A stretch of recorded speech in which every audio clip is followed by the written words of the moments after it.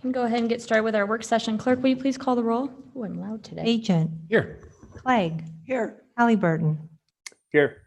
Sanchez. Here. Thompson. Woodings. Here. Councilmember Thompson was there just a minute ago. Yes, he is showing that he is on Zoom, Madam Mayor. TJ, you might have been muted for a moment. Could we mark him as here? We've all seen him. Yes, I will, Madam Okay, Mayor. great. Thank you. All present.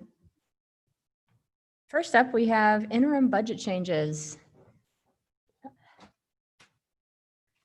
Good afternoon, Madam Mayor, members of the City Council. I believe you've all had a chance to review the IBCs in your packet, so I can just stand for questions. Madam Mayor, Yes. I had a couple of questions. My first one is on the small business cash grant, which I'm super supportive of and so excited about. And I'm just wondering what the timing is on when that will be made available to our small businesses. I'm going to let Kathy answer that. Oh, great. Kathy's with us. Hello. Hi, Council President Pro Tem Woodings. This is Kathy. We're hoping to launch the small business grant program tomorrow. And so we'll have the application go live on the website tomorrow morning, pending the approval of the interim budget change this afternoon. And then the grants will be funded on a first come, first served basis. And the timeline that we've been told by the state is about a week, if all goes well, between us reviewing the applications here internally, and we've structured a really strong internal audit team to review and process everything, then submit the grant request over to the state, and then hoping to be able to then within that next week fund the small business grant application. That's fantastic news. Thank you so much, Kathy. You're welcome. And then my second question is on item, let's see, where is it? It's on item 2, the procure to pay software. It says it's a one-time expenditure, but Madam Mayor, it says something about 3 contractor positions. And I'm just wondering about the duration of those positions. If you don't mind, I'll let Colin speak to that, please. Sure, go ahead. Hi, Colin. Welcome. Hi, thank you very much. Good afternoon, everyone. Colin. Hi there. So the request is one time. We're doing this a little bit different than the city's done in the past.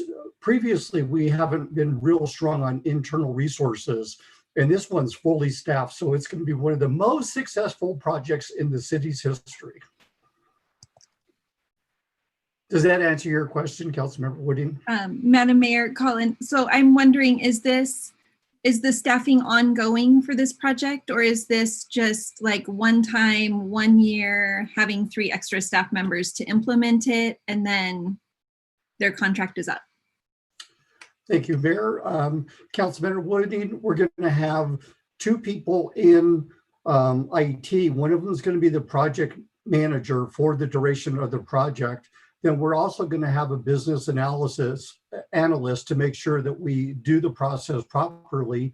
And finally, it's going to be such a big change. It's a paradigm shift in the way that the city does business. And so we have a change agent in that. And so as their roles expire, then they will no longer be associated with the project and the funding will drop off. Okay, so it's not expected that those 3 people will need to be here ongoing. It's just kind of a come in, implement the project extremely successfully, and then exit the organization. Yes, and we had a half a FTE position within the procure to pay team, and we're going to use that to fund any ongoing support within IT. So after the initial startup, the ongoing maintenance is $150,000 a year, and I strongly believe that the system is going to more than pay for itself. I was very conservative in my estimates and just going as low as I can still pay for it.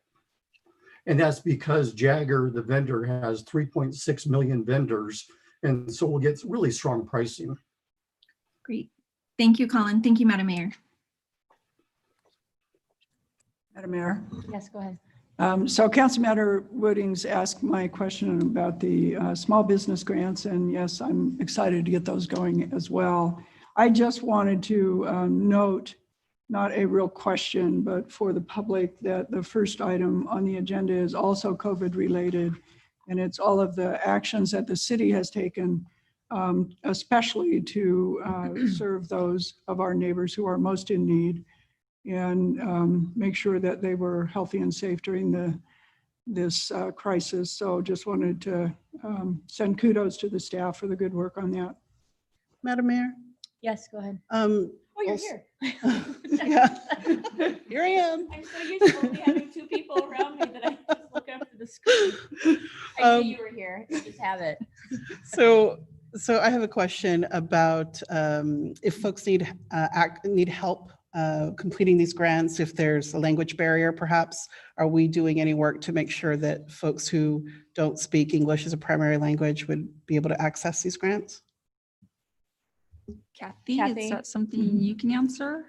Yes, thank you, Councilmember Sanchez. Yes, we have an internal sort of help team kind of at the ready. And so if folks need language access or other accessibility access needs in filling out the application, there's an email, but also a phone number that should be on the website that folks can contact, and then we can troubleshoot internally to connect them with the best staff member or resource to help make sure that they're able to complete the application. Thank you, Kathy. Madam Mayor, may I ask a follow-up? Is there a possibility that we can promote these grant opportunities to that community so that folks know, rather than have them reach out to us and then ask for these accommodations? Is there a way we can make sure, like, for example, ladies and gentlemen, today is Hispanic Heritage Month, the very first day.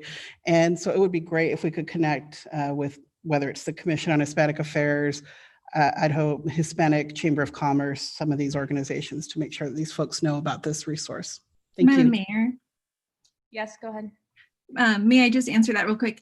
Councilmember Sanchez, when we first started talking about having this opportunity, and this has been something I've been advocating for basically since COVID started shutting businesses down in Boise, one of the first things that Kathy and I had talked about when we had the opportunity was which community partners we can work with, like the Hispanic Chamber, and Janice is another one through their economic opportunity program. So it's my understanding that Kathy's been working with a lot of those really great community partners to make sure that this gets out to our communities who are most in need. Thank you. All right. With that, Madam Mayor, I would move approval of the interim budget changes as presented in the memo. Second. We have a motion and a second. Clerk, will you please call the roll? Halliburton, Yes. Sanchez, Yes. Thompson, Yes. Woodings, Yes. Agent, Yes. Clegg, Yes. all in favor, motion carries. Thank you. Thank you. All right, next up, Chief Lee, welcome back. Thank you. If you can give me a moment to Of try and course. set this technology up.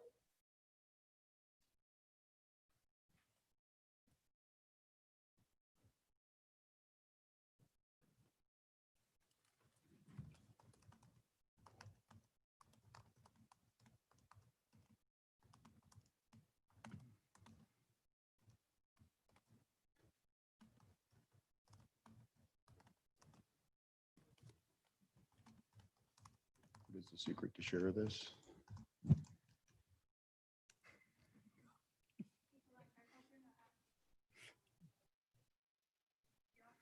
Looks like you're on. Good. Okay, perfect. Thank you. Madam Mayor, members of council, this is the second in a series of presentations about the Boise Police Department. Specifically, we'll be talking about our staffing and staffing allocation with this presentation. So in brief overview of what we're going to talk about tonight is the current allocation of the sworn staff of the police department, the comparison of our officers to the peer cities, based off a per capita comparison, allocation of officers' discretionary time, as well as time that they're assigned on calls, an overview, a very high level overview of the different divisions and units within the police department, the demographics of the police department, and then some issues with training and education.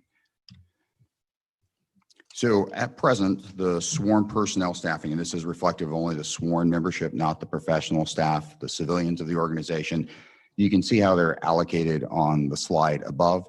You'll notice that it's heavily weighted towards patrol operations.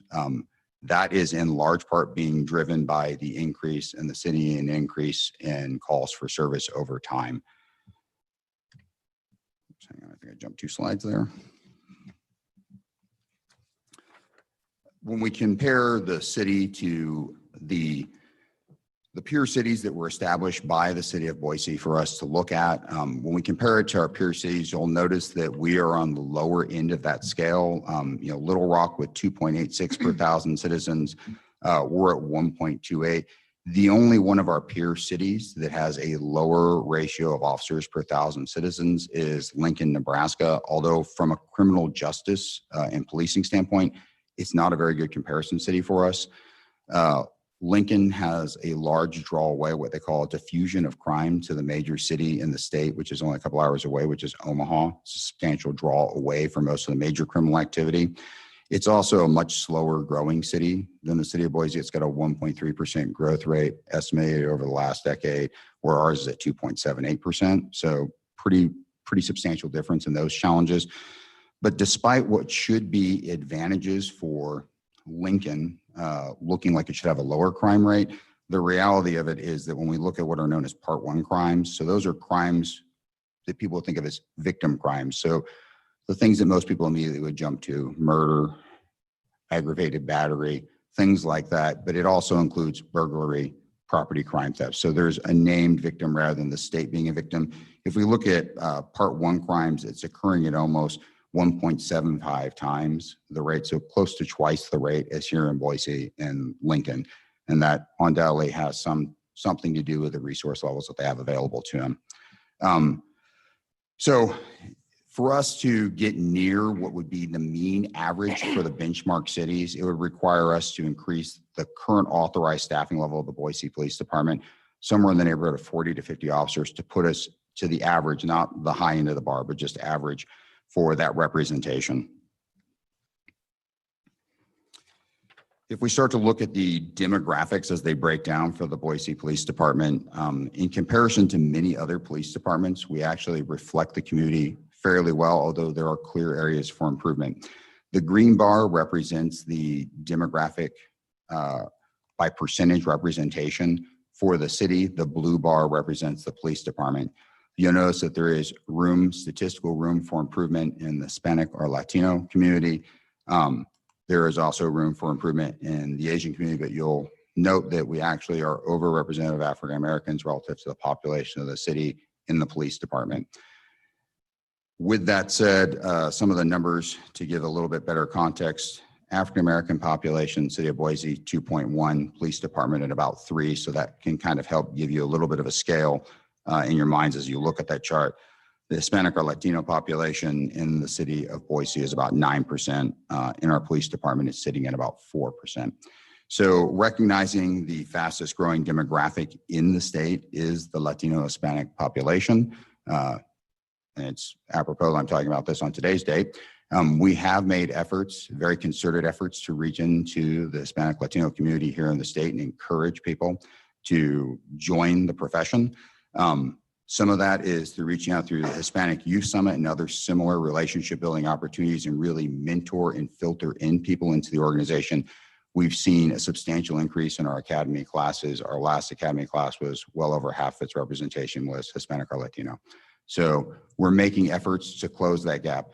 The biggest gap, which is not reflected there, that frankly causes me some pause, is that the female representation of the Boise Police Department is only about 11%.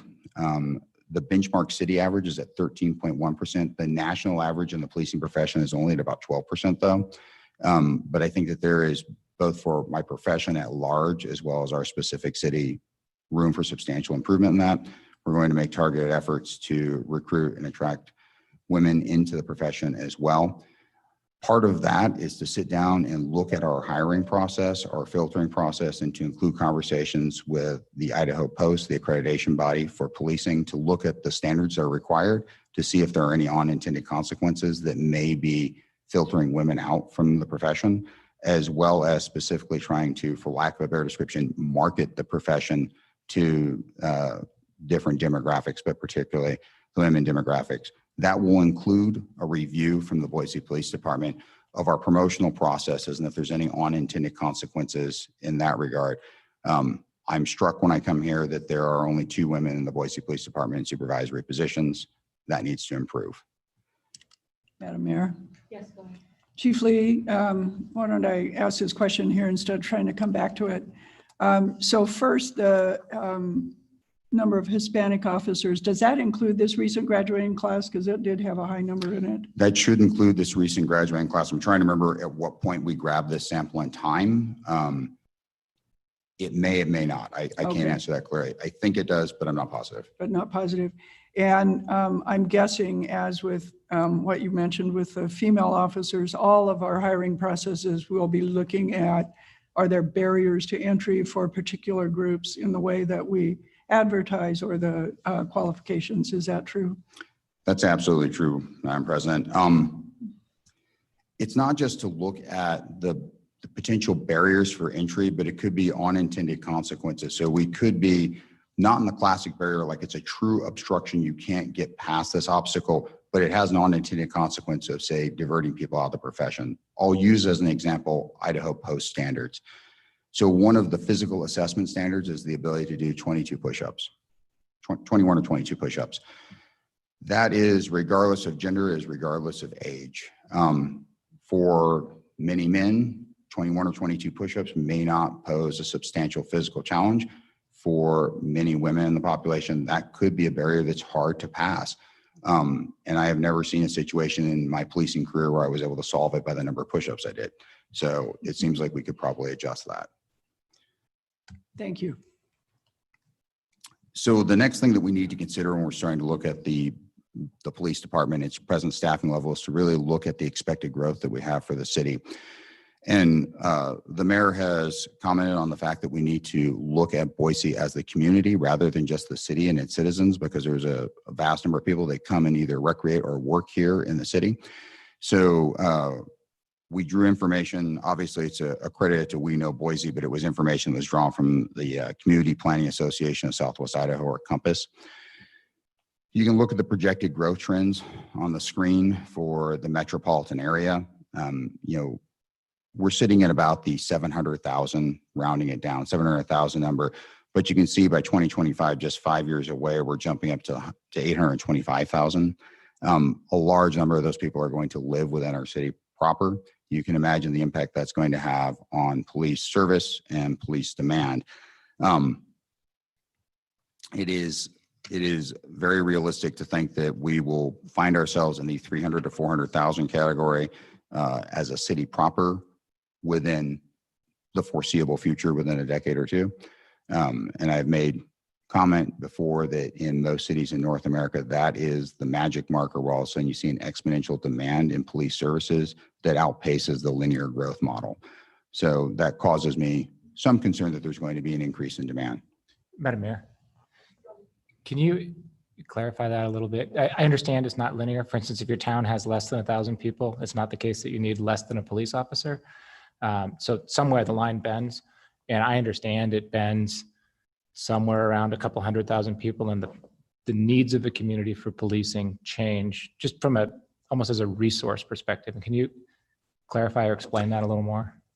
Yes, council members. So what happens in North America is and it happens in both the US and Canada, there's a variety of different factors that influence it. So the homogeneity of the population based off of, say, race, religious influence, other things that would be likely variables that could indicate some degree of social friction that would occur. So there's a multitude of different factors that go into it. That's why there's not a hard number like at 335 you'll experience this, but between 300 to 400,000, what you see under that benchmark, you'll see in most cities in North America a fairly predictable increase. If the population increases about X amount, you will see a commensurate increase in calls for service, demands for police service. In that bandwidth, at 300 to 400,000, you see a departure where it becomes exponential. You can control that exponent with heavy investment in community policing, but the demand for police service begins to increase at a rate faster than you see the population growth. So if again, you're thinking about that wiggle on the line, you suddenly see the line start to steeply depart upward. And so that's when we start to look at the population of the city of Boise, that's part of the concern about the staffing level we have is that while and I'll show you in a minute the amount of discretionary time we have, while the officers are now competing and functioning in the environment that we have, frankly, in large part because of a good community and a heavy investment in community policing, that's going to become more challenging as the population density and the actual number of the population increases in the city. Does that help? Madam Mayor, quick follow-up. It wouldn't be seen, you wouldn't see it in these numbers because these are metro area numbers, but wherever that exponential curve is and whatever the exponent is it 2 years, 5 years, 10 years, assuming that this growth model is roughly correct? I think realistically, we would see it in a decade or less. It really depends on how fast we see growth on the backside of this pandemic, to be frank with you. That's part of the challenge. We're getting at that magic number and then knowing that it's in that bandwidth because there's different variables that influence. We may see that the lower end of the bandwidth. We as a city may survive that exponential growth too. We're at the higher end of the bandwidth. So it's hard to target, but well within a decade, I think that we're going to start feeling that impact. And as we talk about the degree of mobility we see in the community, most of these models were built off of single large cities. That's where the research comes from. We're talking about much more metropolitan areas now. Where that tipping point is going to occur and how early is hard to predict. We just know that it's coming in the imminent future. Thank you. Madam Mayor. Thank you, Chief Lee. So with the anticipated growth of our city and the increased need for this type of personnel, what do you believe are the issues that we're going to be seeing increase with that growth? Generally, you see individual person-related crimes or what are viewed as those Part 1 type crimes I spoke of earlier. You see a higher report rate of those. You also see a higher increase in general calls for service for disorder type crimes that may not, or disorder type calls that may not constitute a crime as well. So some of it is for lack of a better description, the social friction you have of more people interacting. There'll be a higher demand on police service. But again, until police officers go and investigate an individual call, we can't always determine whether or not this is two neighbors that are not agreeing with each other or there's an actual crime. Madam Mayor, just to follow up to that, with those types of crimes anticipated that they would increase with the growth of our city, are there community remediations for that? Is there something that we outside of the police force can be doing and funding to address those before they become problems? I think if we recognize that the major drivers of crime in America are poverty and addiction related issues, I think investment in services that address those two issues will help. I think also as a police department, heavily investing in a community policing approach to help mitigate that social friction ahead of time and help make those connections with the police, that's been shown to keep the exponent of the increase to a smaller exponent, but we'll still have that struggle. There are things we can do to make this less impactful to us, but it will be an impact. Thank you. I mentioned earlier that we would talk a little bit about the amount of discretionary time officers have. The cleanest data that we were able to get goes back to about 2017 that we could scrub to make sure is vetted and accurate. If you look at the 2009 sample, the green bar being the percent of time that's available. So an officer is not physically assigned to a call.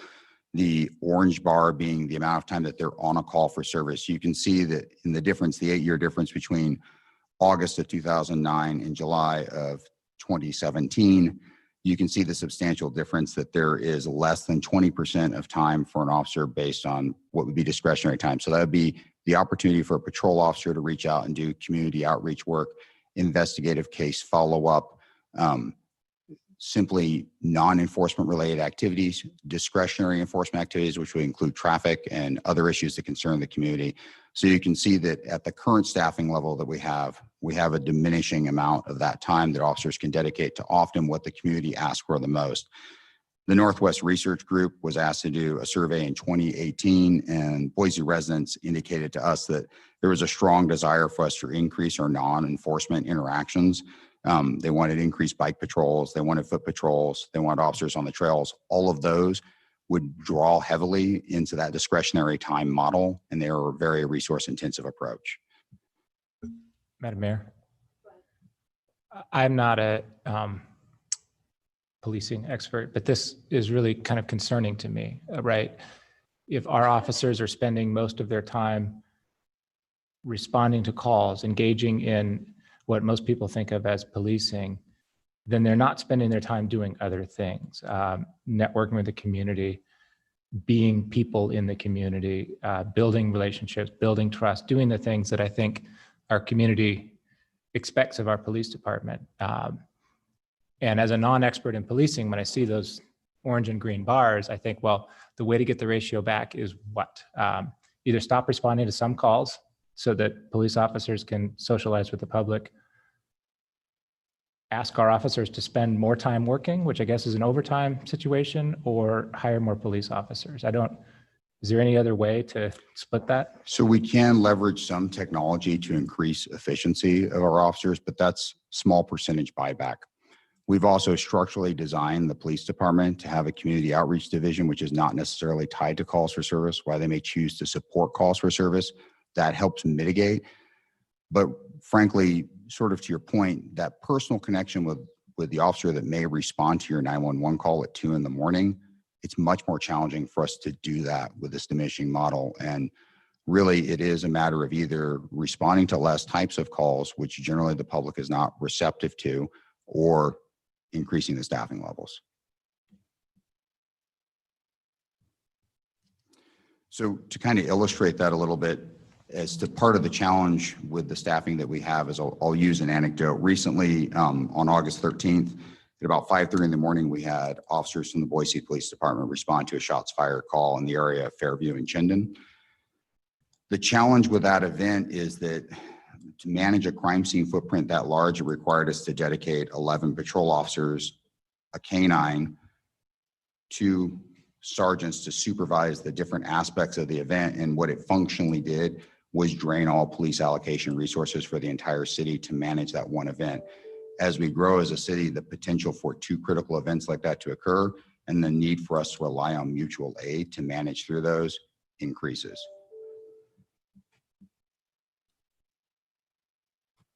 Madam Mayor. Chiefly, I guess my question about the last slide is a little different. With your experience in community policing, as a city reaches the size Boise is, and especially with the growth that we're facing and the sort of changes in the demands that will be put on our officers, is there a model anywhere where allocating a lot of time to that non-enforcement time, the community's outreach time, pays off in less enforcement need? The 2 examples are our city and Omaha, Nebraska. So both of those cities we have an incredibly low crime rate relative to our population because of the structural, well, let me back up a little bit. In large parts because we have a wonderful community of people here. Beyond that, our structural commitment to community policing, we are structurally designed, even with the vacancies that we have in the community outreach division, which we've had to reallocate to meet the demand for 911 services. Prior to my arrival, it's difficult to go through the records, but it looks like we moved roughly 32 officers from community outreach into patrol operations. Even with that, we're still weighted much more heavily to do community outreach through a dedicated division than almost any other police department in the United States, the only exception being Omaha, Nebraska. Both of those, we know that community outreach approach, the community engagement approach, substantially drives down Part 1 type crimes. Omaha, Nebraska, as the example, over a very short time frame, they went from being one of the leading cities for violent person crimes in the Midwest. Their chief, Todd Schmader, when he entered office, made the decision to commit about a 50-50 split, 50% to patrol, 50% to community engagement and specialized investigative services. he was able to lower it so that Omaha, Nebraska became the lowest violent crime rate of the major cities in the Midwest. And so we know that that approach works. It helps control the variable. So instead of an exponent of 4 or 6 and the curve being very steep, we can flatten the curve a little bit, but we know that there's going to be that growing gulf as we get to that population density point. Follow up if I could.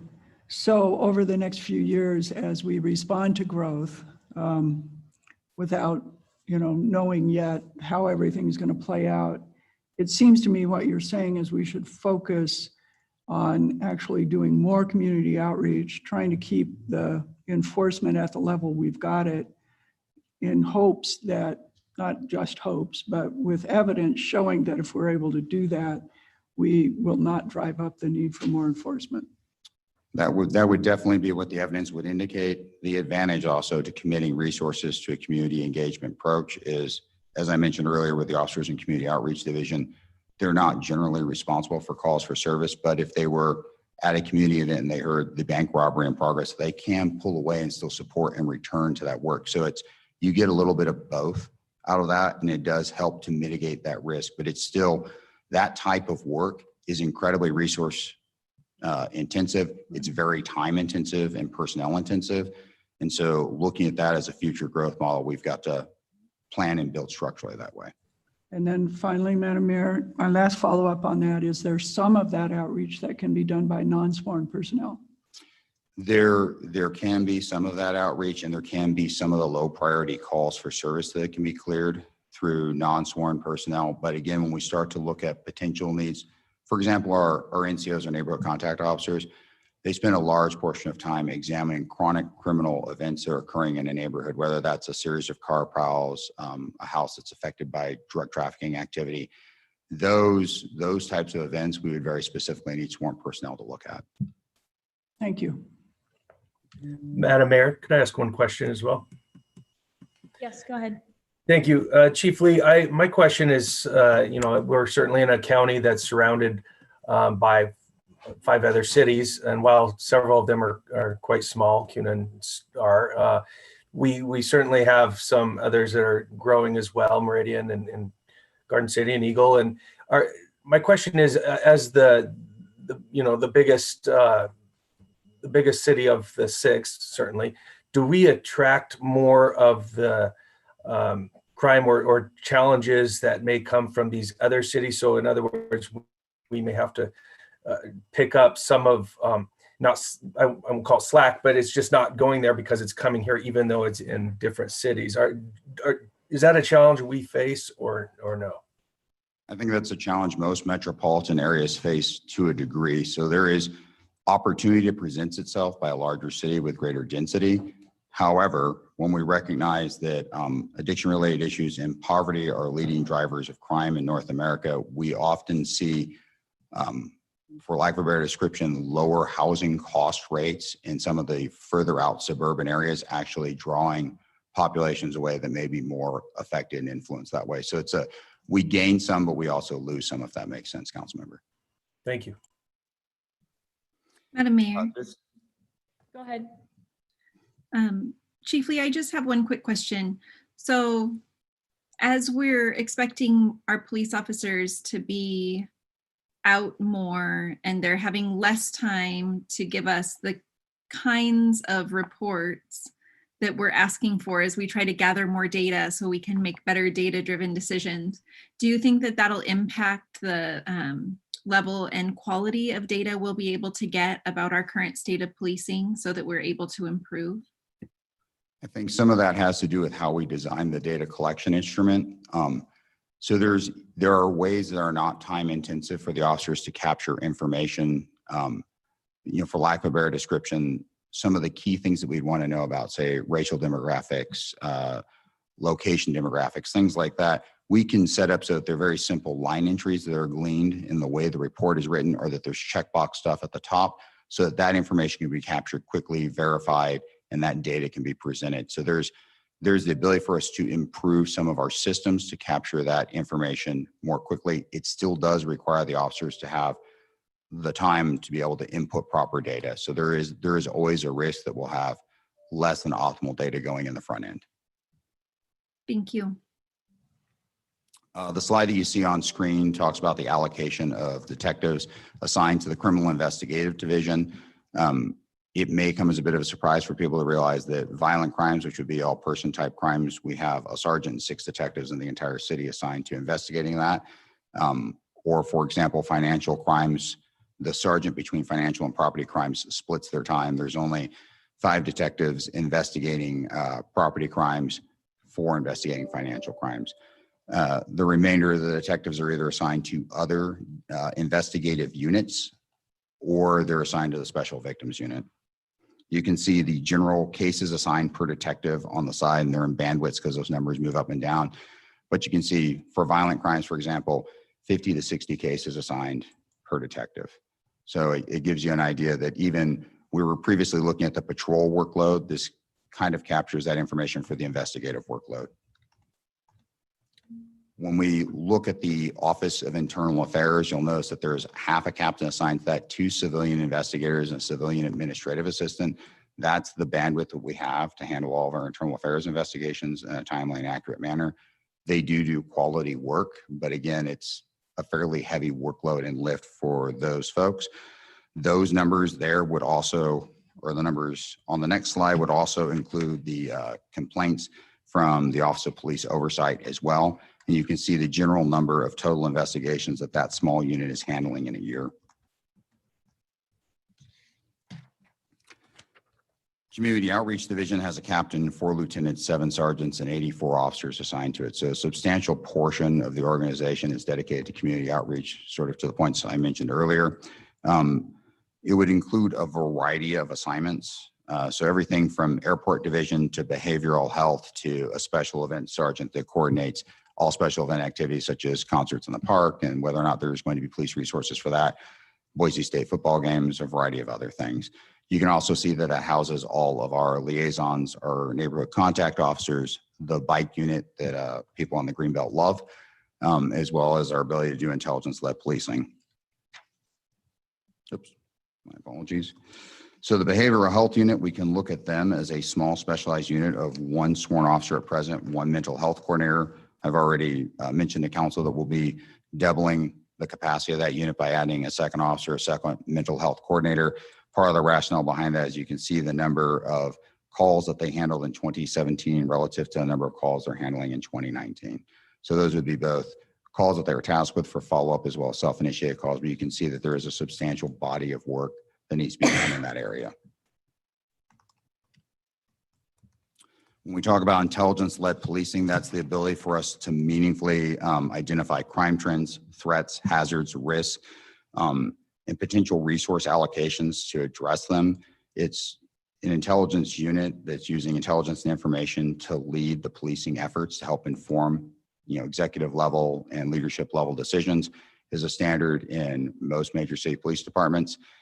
We have 2 sworn officers, an analyst, and a supervisor that handles his ancillary duty. So that supervisor has other units that they also supervise. So a relatively under-resourced, especially when we start to look at the potential type of activity that comes to our city as it increases in size. The last thing that I'll mention, since I'm running along, is our training and evaluation, because there are frequent questions about the number of training hours we have.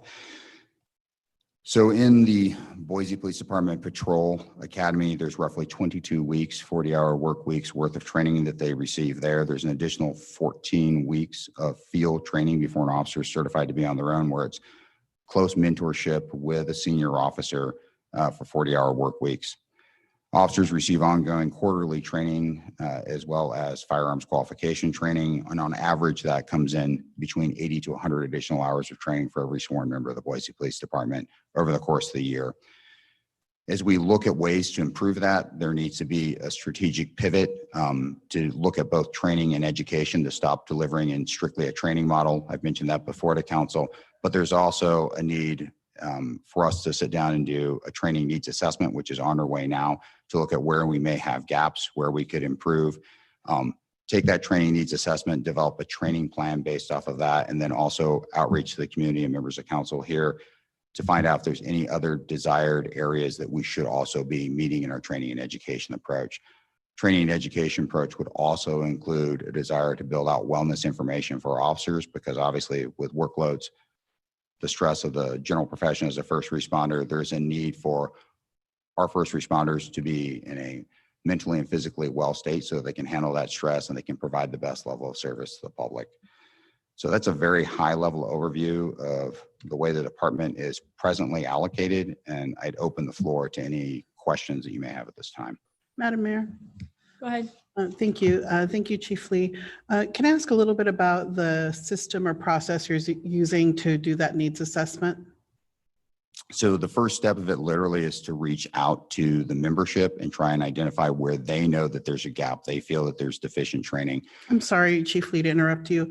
I guess I'm asking, is this an outside group that's doing this? Is this, what is the system that you're using? We're starting with the system that we're using is to have the training unit do an initial assessment with the membership to figure out, are there areas that they feel they're not receiving enough training in?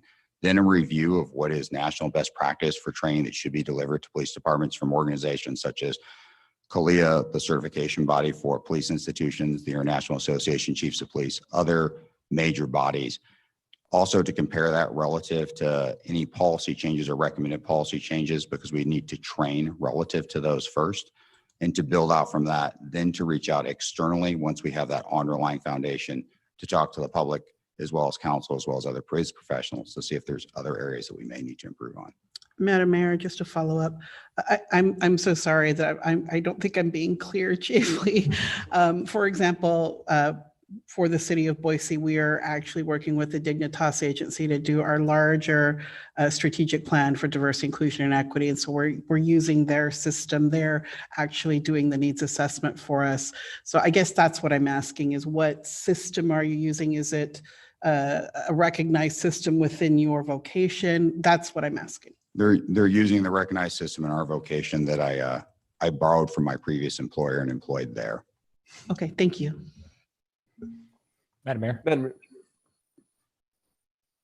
Sure. I think, why don't we go with Councilman Bajent first, then Thompson?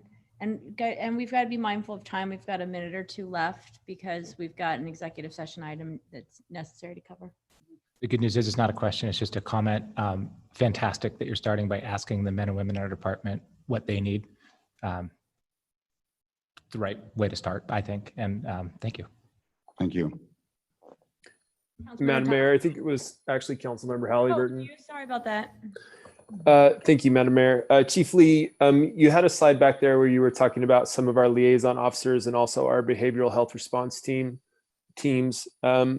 As the city grows and we see what you're showing as an increased need for officers, are there additional liaison teams? Are there additional teams that we don't have yet? Are there additional people that need to be on, those types of units? Like, where do those areas need to grow?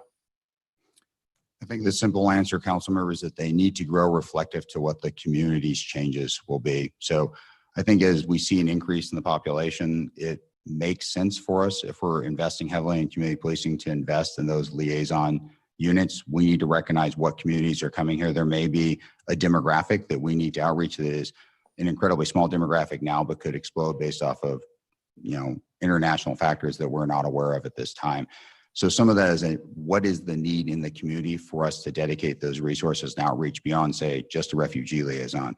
There's obviously a need to probably, as the city grows, to increase the number of liaisons assigned to the specific category. So increasing the number of liaisons that are reaching out to the LGBTQ community, as an example.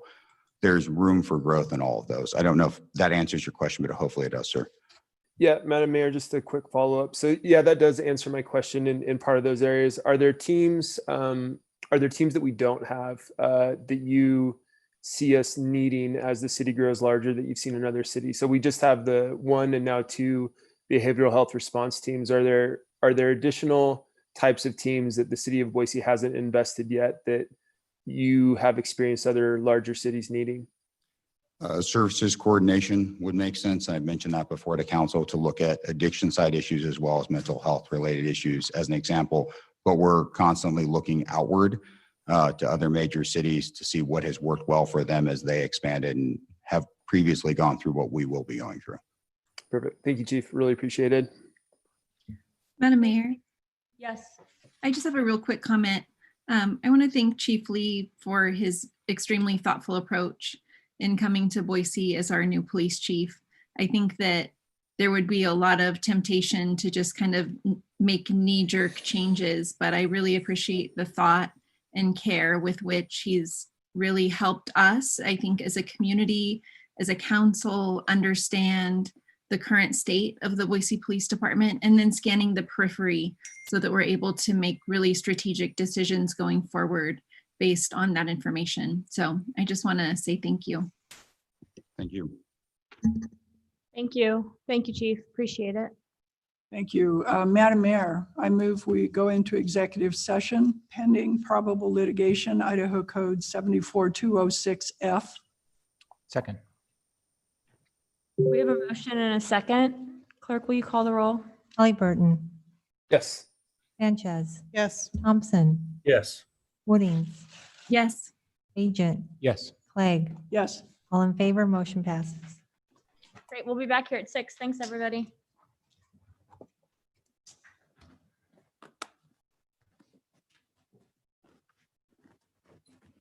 And we have our rooms all set.